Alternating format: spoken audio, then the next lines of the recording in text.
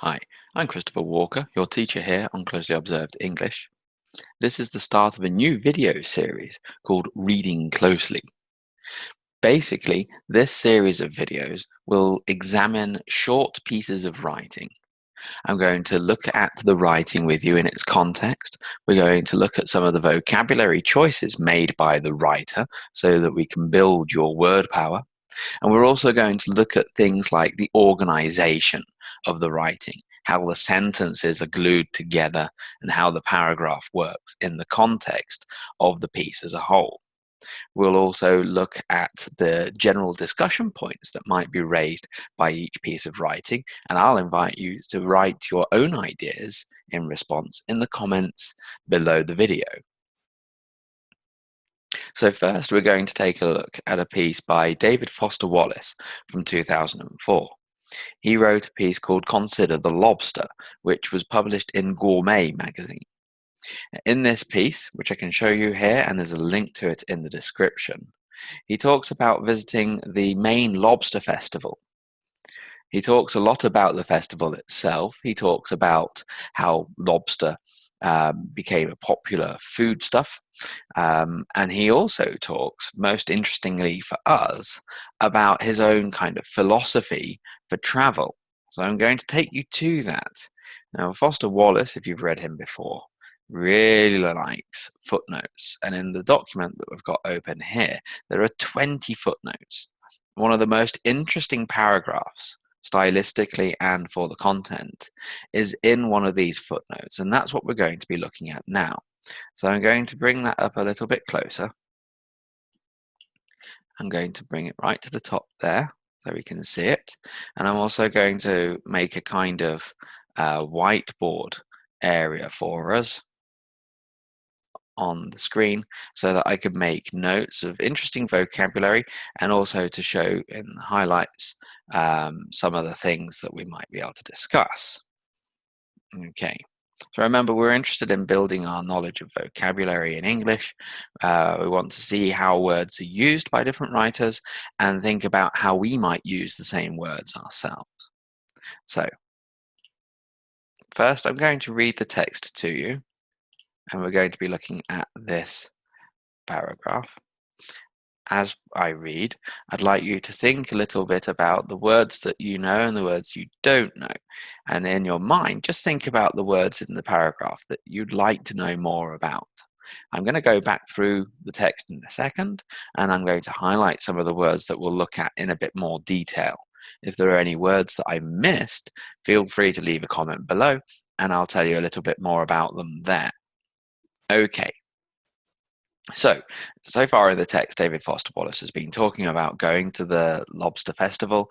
He's then started talking a little bit in this footnote about his own philosophy about travel. He doesn't think that it's likely to actually be printed, but he wants to write it anyway. He says that just here. So, as I see it, it probably really is good for the soul to be a tourist, even if it's only once in a while. Not good for the soul in a refreshing or enlivening way, though, but rather in a grim, steely eyed, let's look honestly at the facts and find some way to deal with them way.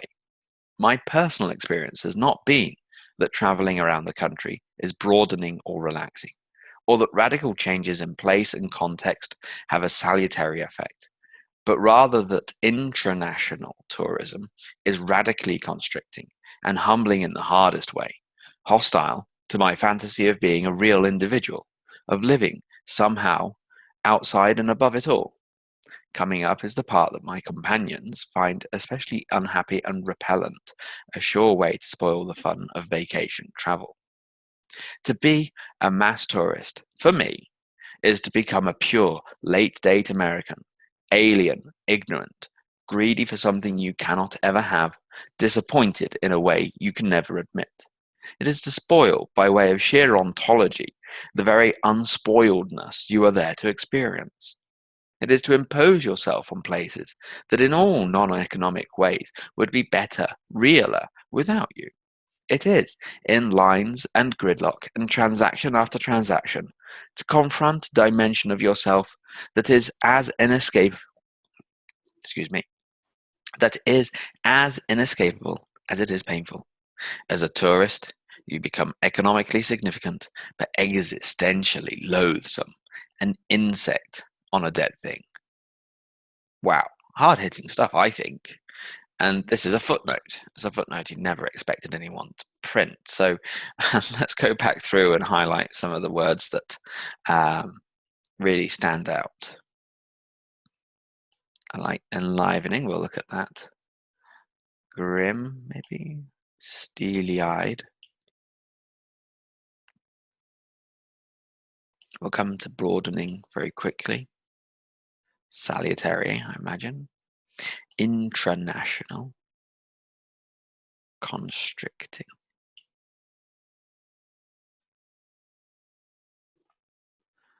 Repellent is a nice word. We'll look at late date because of the word choice. Sheer is interesting. Ontology. Gridlock.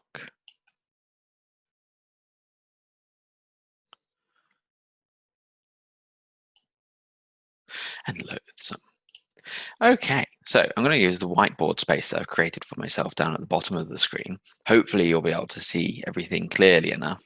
I've recorded this video in as high a resolution as possible so that you'll be able to make it full screen, and I've also kept my little corner as small as possible. Right, let's start. Enlivening. So let's go for a bigger font than that, shall we? Enliven is a verb. Here, enlivening becomes an adjective. We often make adjectives out of verbs by adding the ing or ed endings, depending on the sense that we want to bring. So with enliven, this is a very interesting word because a little bit like enlighten, and I made a video about enlighten not too long ago. We have the en part of the word kind of twice in a way, don't we?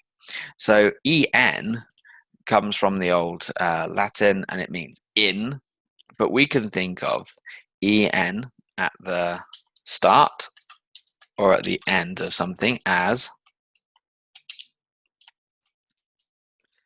make the thing. Yeah.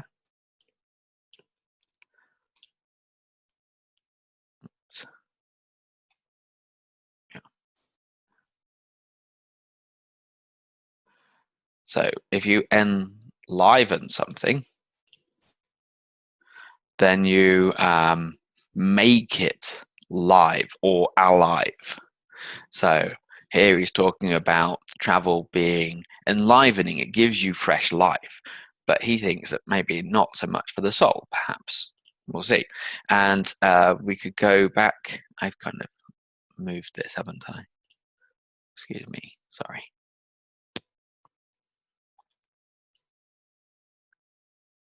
There we are. That looks a bit better, doesn't it? Okay.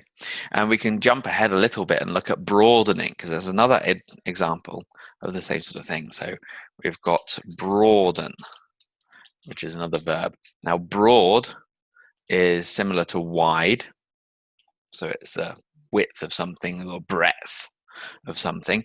And to broaden means to make it more broad. So this idea of opening or broaden your horizons, we have that expression, don't we? So let's put to broaden your horizons. People do this when they travel. I do, but Foster Wallace is saying it's not always the case. So grim. Grim is an adjective, and it's similar, but it's not the same to gloomy. So what's the difference between grim and gloomy? Well, if you look outside and there are black clouds in the sky, or it's looking a bit grey, you could say it looks very gloomy. So it's not pleasant, it's a bit sad. Grim goes a little bit further. You look out and maybe the rain's coming down. You think, even with an umbrella, the wind will blow the rain into my face. Oh, it looks very grim out. So what he's suggesting here is the way that we look at travel is that travel offers a kind of aspect for our soul that might be grim to consider. So it's depressing, it's sad, it's ugly. Steely-eyed, though, when we think about steely-eyed, nice little adjective that he's come up with here. So imagine that you're looking at something grim, something difficult to look at. What is your reaction? You want to turn away. You don't want to look at it. So the idea of something that is difficult to look at, but you have to look at it. You need eyes of steel. So we might see a piece of writing, I don't know, about a war hero or something. He's in the jungle and he's got to fight, and he looks with his steely-eyed gaze. We might find something like that if we were reading a book. Very nice. So broadening we've looked at. Salutary. Salutary is another adjective. And salutary here is similar to beneficial.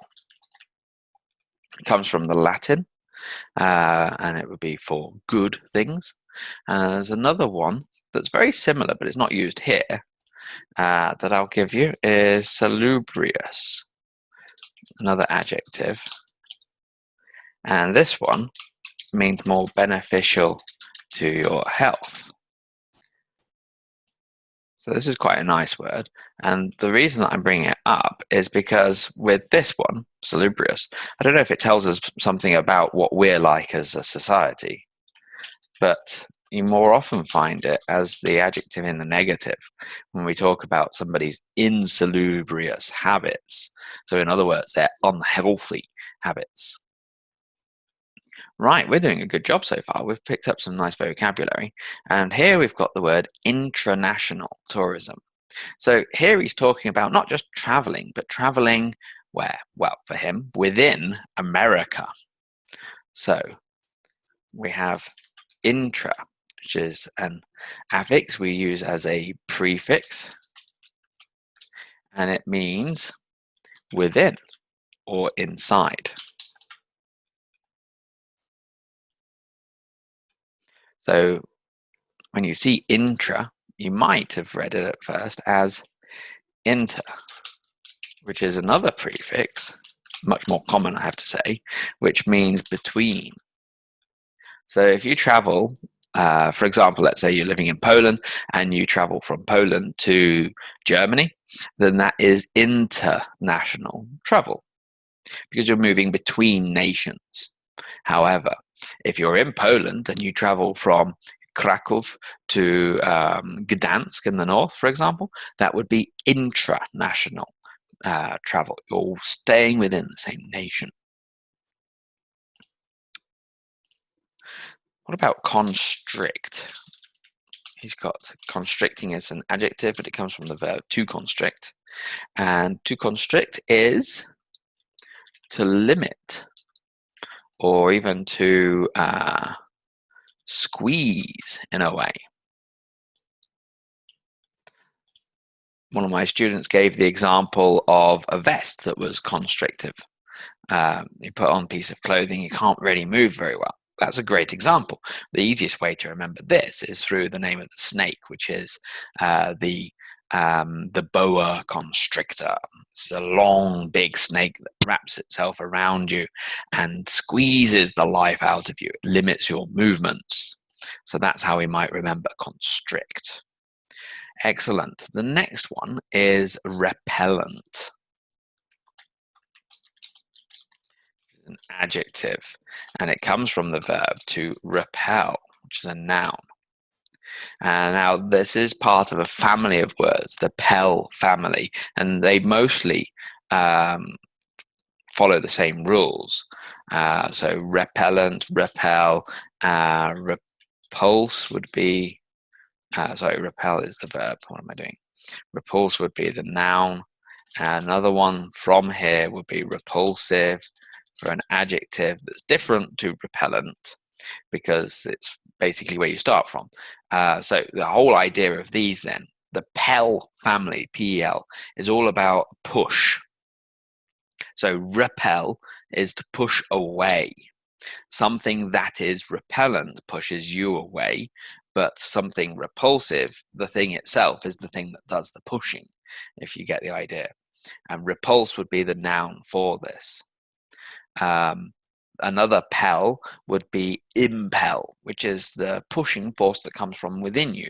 So, for example, if you're in the shopping, if you're going shopping and you see some chocolate, and you're like, "Oh, I want the chocolate," then you suddenly feel that impulse. If you are the sort of person who has impulses often, you might then be prey to impulsive shopping. The other thing that I'd like to mention very quickly with this ENT thing, that I find very interesting. So here we're looking just there, the ENT ending.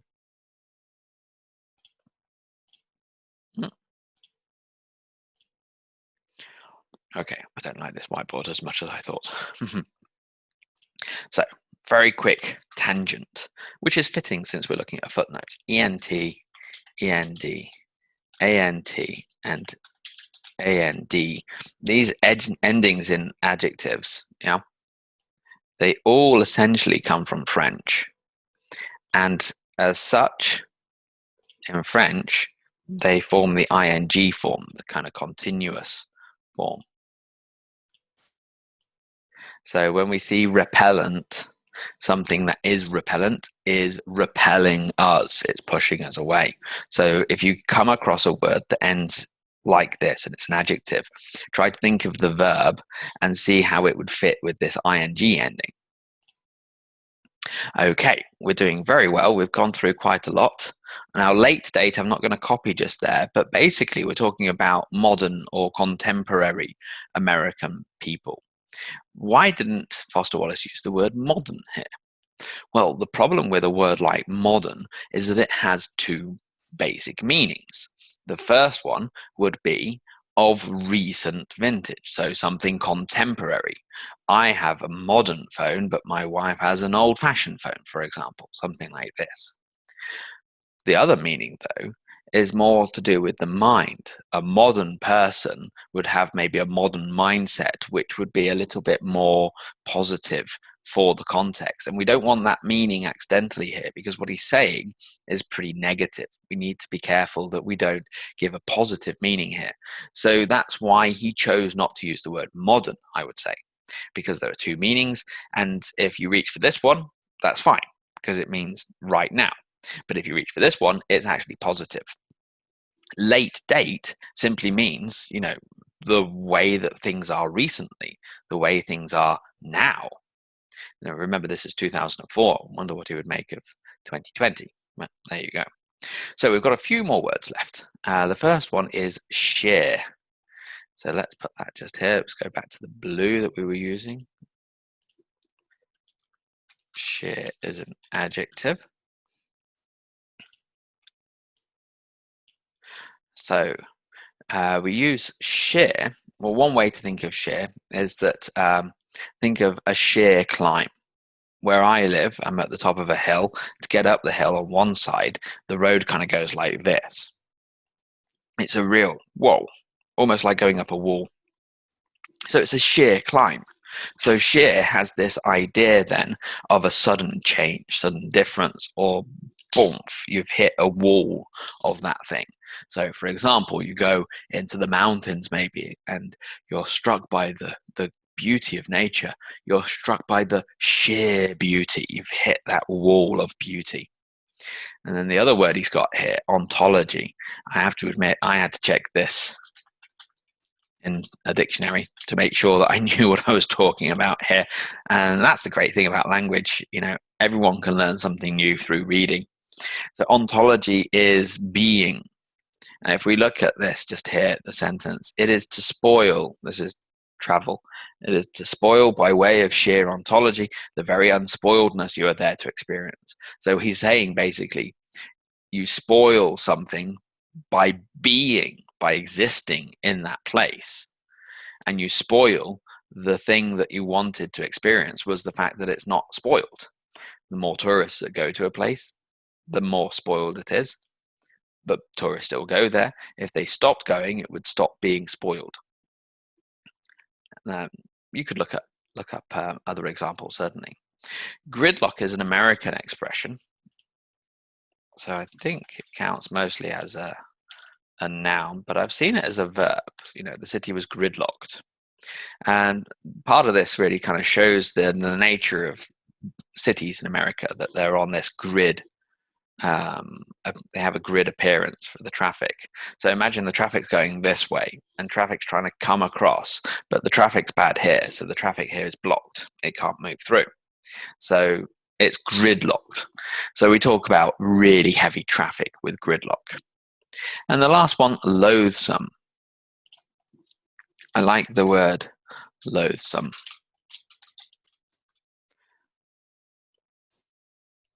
It comes from the verb to loathe. If you loathe something, you really hate it. You really it's disgusting to you. You're existentially loathsome. The reason I like this word more than hate, especially when I'm talking. So let's say you're in an exam and they say, tell me something you don't like doing. If you say, oh, I don't like this, or I don't like that, or I hate this, or I hate that, that's fine. But you say the word so quickly, you don't get a chance to revel in it. So, I don't like having to clean the windows, but cleaning the balcony, I loathe cleaning the balcony. It's horrible. So you get to really delight in it a little bit. Okay, so those are the words that I've picked out. If there are any others that you wanted to look at, have a look in, post a comment in the comments box below, and I'll get back to you. Quick thing for you, which of these words is the most interesting and the one that you are most likely to use?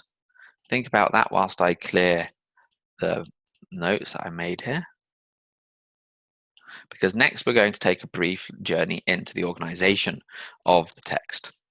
So to look at organization, it helps to mark where the sentences are and where there are transitions. So we have a transition from one sentence to another there, there,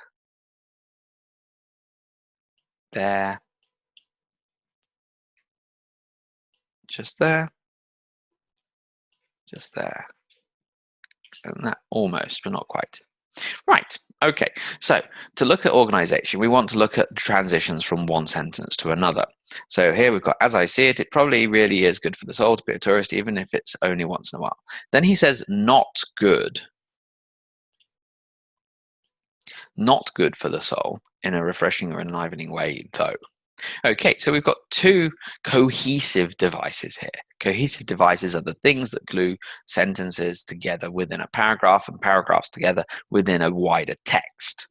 So the first one is not good, and this refers back to the good as in good for the soul. So now he's saying not good in a refreshing or enlivening way, or not good for the soul. So this is an example of ellipsis, where we don't repeat everything. Then we have the cohesive device, though, which shows that we're contradicting an original idea, which is this one right now, this refreshing or enlivening way, but rather. So not this, but rather this. So this is a nice way of organizing a sentence to highlight a contradiction. We're saying something against ourselves. Then he comes in and says, my personal experience. My personal experience of, well, we have to look at the context. So this is contextual ellipsis, that just here we're talking about the personal experience of something, but we link that personal experience into the ideas formulated in the first two sentences, but not necessarily the nouns themselves. Has not been that traveling around the country. Da, da, da. So he says, has not this or this, but rather. So we've got a repeat of but rather. So it's the same sort of device. And here it builds up the power of the idea. Repetition can be good. I know that your teacher probably tells you don't repeat yourself, and you shouldn't repeat yourself, but you can repeat some structures, okay? Because sometimes it helps, and we'll look at that in a moment. Okay, so now, something very unusual. We have coming up is the part that blah, blah, blah. And this is parenthetical, it's in brackets. And this is unusual because most of the time when you're writing something, you don't signpost what's coming next like this. Coming up is the next thing. You're going to see it in a minute. In academic writing, you sometimes do. You might see at the end of one section, in the next section, I will look at the consequences of this phenomenon, for example. So in academic writing, you do see it. Something like this, maybe not with coming up, it's a bit informal, but you do have that forward marker. Now we have the most interesting thing in the whole text for me. He's got to be a mass tourist, is to become. It is. It is. Yeah? Oh, and I missed one. It is just there. So in each case, we've got it at the start of the clause, start of the idea. And this is the to be a mass tourist. So we're doing a reference again. We're not repeating the whole expression to be a mass tourist. We're referring to it with it. We've got it like this. And this is an example of what we can call anaphora.